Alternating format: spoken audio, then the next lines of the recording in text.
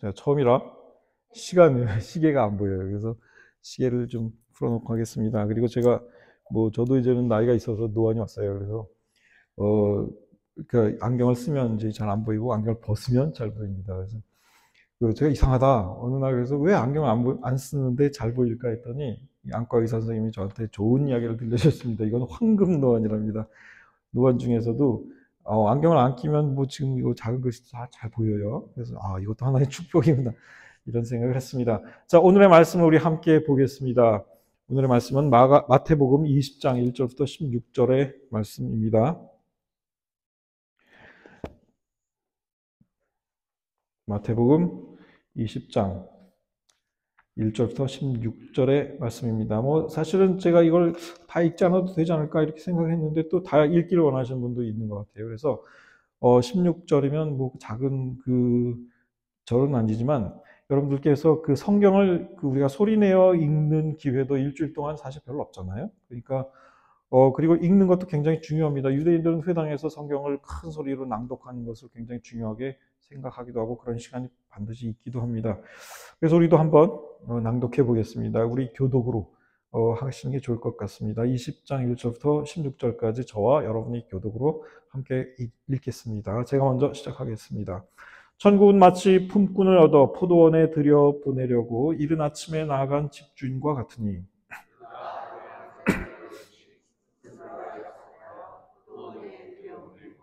또 제3시에 나가보니 장터에 놀고 있는 사람들이 또 있는지라.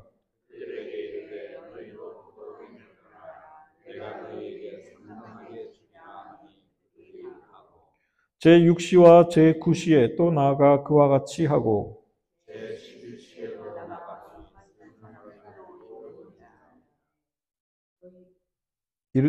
조금 더 읽으셔야 되는데 이르되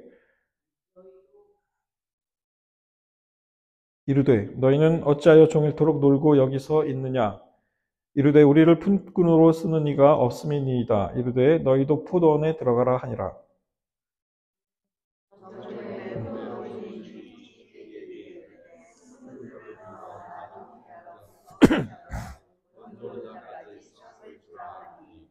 제11시에 온 자들이 와서 한 데나리온씩을 받거늘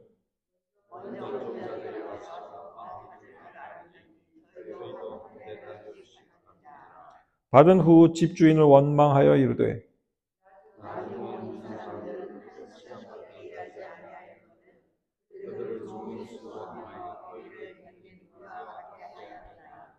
주인이 그 중에 한 사람에게 대답하여 이르되 친구여 내가 네게 잘못한 것이 없노라. 내가 나와 한 데나리온의 약속을 하지 아니하였느냐.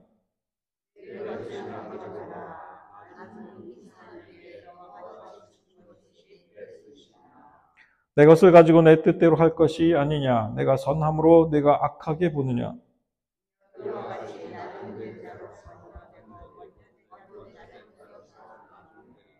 아멘. 아멘. 이 말씀을 읽고 사실 적지 않은 분들이 고개를 갸우뚱합니다. 우리에게는 일한 만큼 또 일한 시간만큼 그 보상을 받는 것이 익숙하죠. 그래서 시간당 얼마로 임금을 계산하기도 합니다. 얼마나 일을 했느냐.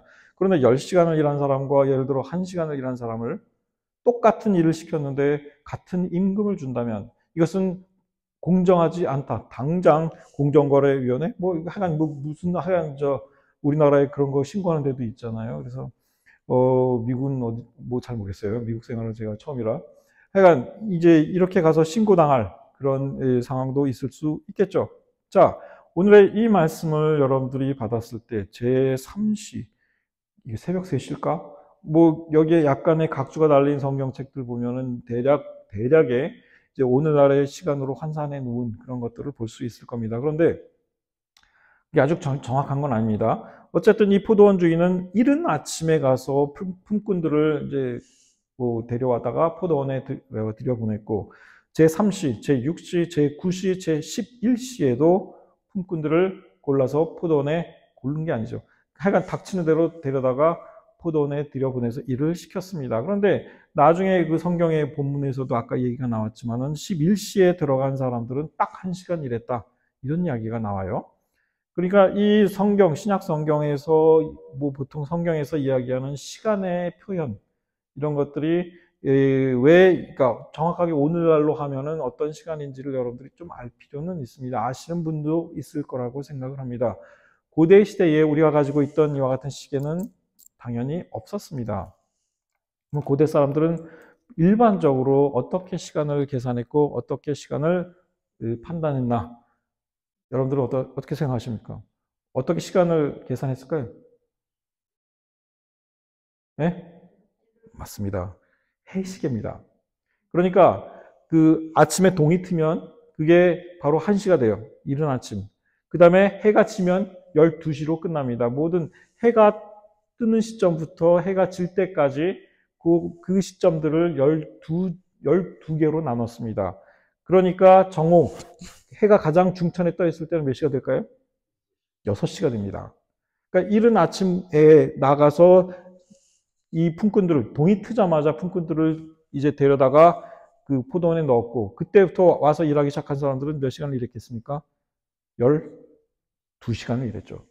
그 다음에 제3시에 나가서 또 일꾼들을 포도원으로 데려갔습니다. 이들은 몇 시간 일했겠습니까? 9시간 일했습니다. 그 다음에 한낮 제6시에 나가서 데려간 이 일꾼들은 6시간을 일했고, 그 다음에 제9시에 나가서 데려온 일꾼들은 3시간을 일했고, 심지어는 이 포도원 주인은 11시에도 나갔어요. 이제 막 해가 기울 참입니다. 1시간밖에 시간적인 여유가 없습니다. 그런데도 나가서 이들을, 풀꾼들을 왜 여기서 있느냐? 아무도 우리를 써주는 사람이 없습니다. 이렇게 이야기를 합니다. 포도원 주인은 그들도 데려다가 포도원에 데려가서 일을 시켰습니다. 그리고 나중에 이 모든 일꾼들에게 전부 사실은 처음부터 한 데나리온 약속을 했거든요. 그 한 데나리온은 그때 당시에 일꾼들이 일반적으로 받는 하루 일당이었습니다. 하루 일당이었죠. 자, 이 한 데나리온. 그러면 왜 포도원 주인은 이렇게 했을까요? 한 데나리온, 그때 당시에 한 데나리온은 이제 그 빵을, 그때 당시 그 비숙련 노동자 하루 임금으로서 한 사람이 하루 먹을 빵을 밀가루 기준으로 살 수 있는 돈이었고, 보리빵을 기준으로 한다면 그때도 이제 뭐 보리빵이 좀 쌌어요. 그리고 뭐 특히 로마 시대의 로마 사람들 가운데에 그 호밀빵을 많이 먹었는데, 호밀빵은 이제 조금 더 쌌고, 그러니까 고급 밀가루와 이제 저급 밀가루 혹은 호밀 이런 것들로 다 구별을 했었습니다. 여러분들은 호밀빵 혹시 진짜 호밀빵 드셔보셨나요? 저는 집에서 빵 만드는 거 한때는 취미였어요. 제가 반죽의 제왕이었습니다. 제가 별명이. 그런데 반죽을 해가지고 호밀빵은 아무리 부풀리려고 해도 호밀빵은 이게 잘 안 부풀어요. 그러니까 먹어보면 무지 거칠고 시큼하고 딱딱합니다. 그러니까 이런 빵들은 더 가격이 쌌죠. 자, 그런데 보리빵을 기준으로 했을 때는 한 데나리온이 세 식구가 하루 먹을 빵을 살 수 있는 돈이었다 하는 겁니다. 그러니까 하루 일당을 가지고 살아가는 사람들, 이 데나리온을 벌지 못하면 그날 그 가족들은 혹은 그 자신은 굶어야 했습니다. 자, 그런데 일감이 없어서 그냥 놀고 한다 하는 거죠. 이 포도원 주인은 그들을 불쌍히 여겼습니다. 그런데 전부 동일하게 1시간 일한 사람에게도 한 데나리온을 주는 것을 보고 맨 처음에 동이 틀 때에 이 포도원으로 이제 왔던 이 일꾼들은 우리가 비록 한 데나리온 받기로 약속을 했지만 저 사람 1시간 일한 사람이 한 데나리온 받는 것을 보고 우리는 더 받겠지 최소한 이런 생각을 당연히 했다 하는 겁니다. 자, 그러면서 기대를 했는데 이 포도원 주인은 모두에게 한 데나리온씩을 주었습니다. 약속대로 그랬다 하는 거예요. 나중에 사람들이 불평을 터뜨립니다. 자, 이렇게 불평을 터뜨리니까 이 포도원 주인이 뭐라고 했습니까? 이르되 친구여, 내가 네게 잘못한 것이 없노라. 내가 나와 한 데나리온 약속을 하지 아니하였는가? 그렇죠? 내 것이나 가지고 가라. 나중은 이 사람에게 너와 같이 주는 것이 내 뜻이니라 하는 것입니다. 자, 이렇게 이야기하면 이 세상, 우리가 살아가고 있는 이 세상에서는 이것은 불공정한 계약이 당연히 됩니다. 받아들이기 어렵습니다. 많은 수고를 한 사람과 거의 10배 이상을 일하는 사람을 동일하게 취급한다. 1시간 일하는 사람과 우리가 살아가는 세상은 이것을 받아들이기 어렵겠죠. 자, 그런데 여러분들이 처음 20장 1절에서 1절이 어떻게 이 이야기를 시작했는지를 잘 보셔야 합니다. 이 일은 지상의 일이 아니다 하는 겁니다. 1절은 천국인 마치 품꾼을 얻어 포도원에 들여보내려고 이른 아침에 나간 집주인과 같으니라고 되어 있습니다. 천국은 마치 이 포도원 주인과 같다 하는 겁니다. 이것은 지상의 이야기가 아니라 하나님 나라의 이야기다 하는 겁니다. 이 지상에서 통용되는 논리하고 하나님의 나라에서 통용되는 논리는 같지 않다라고 말씀을 하십니다. 그래서 지상의 시각으로 볼 때에 이 사건은 무지하게 부당하고 이상하고 포도원 주인의 행동이 이상할 수밖에 없는 거죠. 그러나 하나님의 나라에서의 공정함이라 하는 것은 시간당으로 많이 일한 사람을 많이 주는, 임금을 많이 주는 그와 같은 논리가 아니라 모든 사람이 살 수 있는 것, 그것이 더 우선된 가치다 하는 것입니다. 그들에게 일감이 없다면, 그래서 굶어야 한다면 천국은 그들을 늦은 시간에라도 들여보내는 것이 맞다 하는 것이, 그게 아버지 된 하나님의 마음이시다 하는 겁니다. 그래서 이 세상을 정말 선하고 아름답고 하나님의 말씀대로 평생을 살아온 사람과 정말 이 세상을 엉터리로 살고 악한 일도 많이 했으나 마지막에 회개하고 십자가상에서 회개했던 그 강도도 동일하게 하나님의 나라에 들어갈 수 있는 것, 이것이 바로 아버지 하나님의 논리고 천국의 논리다 하는 것입니다. 이것에 대해서 불만을 품고 나 그러면 천국 안 갈래 이렇게 마시겠어요? 그건 아니잖아요. 그렇지 않습니다. 아버지의 마음을 생각하라 하는 것입니다. 물론 이 세상에서 우리가 적게 일한 사람하고 많이 일한 사람 동일하게 임금을 줄 수는 없습니다. 그것은 세상의 법칙이고 세상의 논리일 뿐입니다. 그러나 하나님의 논리는 그렇지 않다 하는 겁니다. 다만 우리가 이와 같은 하나님의 마음을 품을진데 이 세상에서 특별한 경우들이 있을 수 있겠죠. 특별한 경우들이 있을 수 있습니다. 자, 이러한 아버지의 마음을 배우는 것이 중요하다 하는 겁니다. 이 세상의 수학적인 정의, 수학적인 공의를 물론 따를 때가 있겠지만, 그러나 때때로는 하나님의 논리, 천국의 논리를 우리가 알고 있어야 한다 하는 겁니다. 조선시대 17세기 초부터, 그 전에 우리가 이제 여름 휴가 때에 우리 저희 가족들 데리고 경주로 저희는 이게 경주가 만만해요. 경주 휴가를 갔습니다. 거기 경주에 갔더니 이제 여기저기 돌아다니는 가운데에 경주 최부자네 집이 거기가 뭐 유명하대요. 그래서 갔습니다. 근데 그 사람의 그 집의 이야기를 어느 정도는 알고는 있었습니다. 경주의 최부자.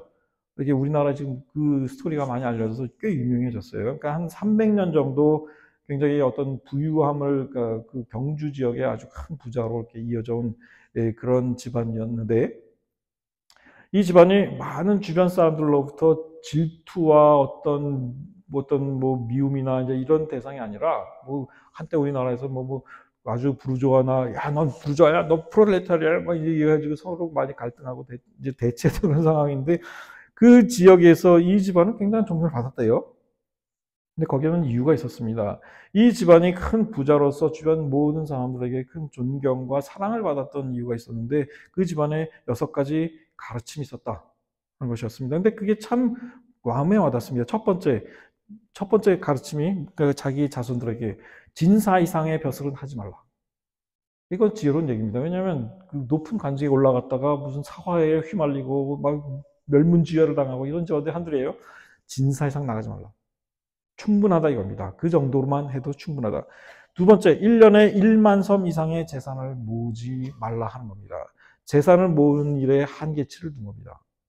너무나 많은 재산은 때때로 다른 사람에게 피해를 줄 수도 있는 것이고, 너무나 많은 재산은 오히려 나와 내 후손들의 영혼을 타락시킬 수도 있다 하는 겁니다. 자기 재산의 증식에 한계치를 두었습니다. 세 번째, 흉년에는 남의 논밭을 사지 말라. 이것은 굉장히 중요한 원칙이었습니다. 왜? 흉년에는 사람들이 자기 땅을 팔아서 먹을 것을 사야 하는 그와 같은 생존의 위기, 막다른 골목에 놓이는 사람들이 생깁니다. 근데 그때를 이용해서 헐값에 그들의 생산수단을 취하지 말라 하는 이야기였습니다. 자, 이것은 이 최부자가 비록 부자일지라도 주변에 사는 많은 사람들과 공존을 모색하라 하는 겁니다. 그들의 생존을 위협하지 말고 그들과 함께 살아가는 지혜를 배우라 하는 것이었습니다. 사실 오늘 이 포도원 주인이 보여준 이 이야기는 이 세상의 논리로 볼 때는 이상하지만 그러나 결국 잘 뜯어보면 그들이 가족에게 먹을 것을 구할 수 있도록 생존의 기회를 주는 그와 같은 모습이었다 하는 겁니다. 이것이 아버지의 마음이요, 이것이 하나님의 마음이요, 이것이 천국의 논리였다 하는 겁니다. 집에 온 손님을 잘 대접하라. 사방백리에 굶어 죽는 사람이 없게 하라. 이것입니다. 함께 살아가는 공존의 지혜를 배우라 하는 이야기였습니다. 이런 이야기들이 참 많아요. 그러니까 마지막 6번째가 집안에 처음 시집온 며느리들한테 3년 동안 무명옷 입게 하라. 검소함을 배우게 하라 하는 거였죠. 검소함을 배우게 하라 하는 것이었습니다. 이 6가지 훈계를 다 보면 너 혼자 살아가는 게 아니다 하는 것입니다. 너를 둘러싼 주변들, 이 사람들과 함께 살아가는 공존의 지혜를 터득하라 하는 그 깊은 가르침이 있더라 하는 것입니다. 이게 어떻게 보면 성경의 가르침과도 상당히 일맥상통합니다. 나중에 우리나라의 전쟁이 6.25 전쟁이 터지고 또 뭐 그 옛날에 지주들 막 데려다가 죽이고 막 그랬잖아요. 그 공산화된 그런 시점에는 막 이런 사건, 굉장히 어려운 사건들이 벌써 발생했을 때 그 주변에 마을 사람들이 이 최부잣집 가족들을 보호해 주었다고 합니다. 오히려 이들을 지켜주고 위기로부터 건져 주었다 하는 이야기가 있습니다. 내가 그들을 대접하고 내가 그들에게 생존의 기회를 주고 함께 사는 공존의 길을 찾았을 때 이들은 또 내가 위기에 처했을 때 나를 도와주더라 하는 것이었죠. 이것이 하나님께서 우리들의 삶 가운데 보고 싶어 하시는 그런 모습이고 그런 모습을 가진 사람들, 그런 능력을, 그런 지혜를 남을 돕고 함께 살아가고자 하는 지혜를 얻은 사람들이 하나님의 나라에 들어갈 자격이 있다 하는 것입니다. 부자가 되는 것은 참 좋은 일입니다. 저도 뭐 부자가 되고 싶지만 목사가 부자가 되면 안 되겠죠. 목사는 목사다워야 하겠죠. 그러나 어쨌든 우리가 살아가는 동안에 우리는 많은 돈을 벌 수도 있고 또 그렇지 못한 나락에 떨어질 수도 있습니다.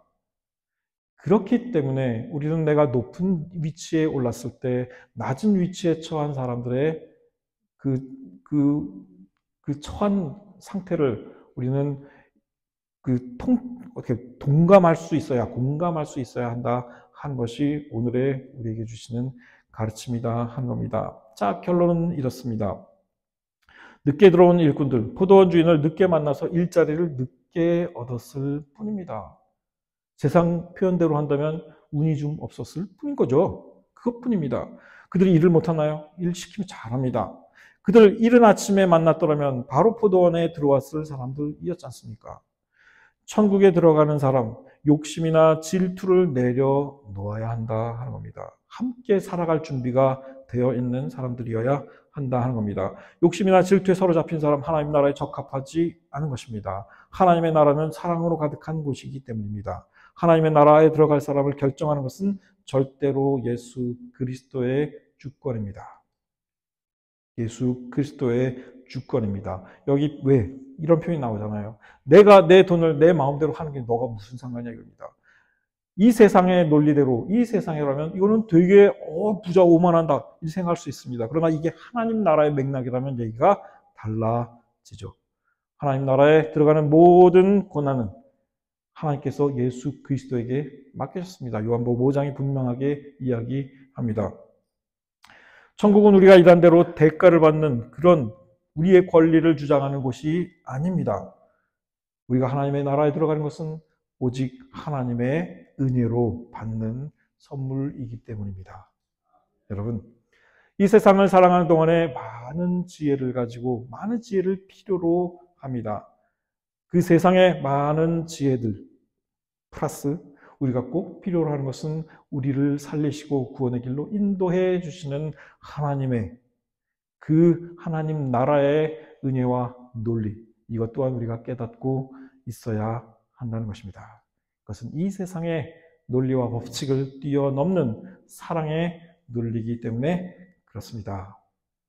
자, 말씀을 마쳤습니다. 우리 잠깐 원래는 제가 새벽 예배 인도할 때 마무리 기도를 하긴 하는데 여기 세우신 교회의 순서는 말씀을 끝나고 합심 기도 이렇게 되어 있습니다. 그래서 우리 합심하여 기도하고 오늘 예배를 마무리할 텐데요. 여러분들 어떤 스타일로 기도하세요? 통성 기도를 하십니까? 아니면 조용하게 기도하십니까? 여러분 조용하게 기도하십니까?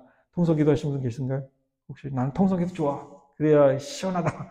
뭐 이런 분들도 있습니다. 원래 저도 뭐 이렇게 통성 기도 잘하는 스타일은 아니었는데 제가 그 전에 섬기던 교회에서는 아주 통성 기도를 아주 강력하게 하시는 분들이 있습니다. 그래서 여러분들이 원하시는 그런 모습으로 기도하는 게 좋다고 저는 생각을 해요. 저도 통성 기도 잘 못해요. 근데 네, 그래서 오늘 여러분들 기도하실 때 다만 여러분들의 자신의 기도를 하시길 바라고 특별히 부탁드리는 것은 이제 그 우리가 세우신 교회 정말 하나님께서 세우셨다라고 믿을진데 교회를 위하여 조금 더 충성하시고 조금 더 열심을 내주시고 조금 더 힘을 내셔서 함께 모이는 일에 힘쓰도록 우리가 교회를 위해서요. 여러분들 이제 항상 기도해 주시길 부탁을 드립니다. 그다음에 우리가 속한 나라, 그다음에 미국과 또 이제 한국에 두고 온 한국 이제 그곳의 가족들 위해서 여러분 기도하시기를 바라고요.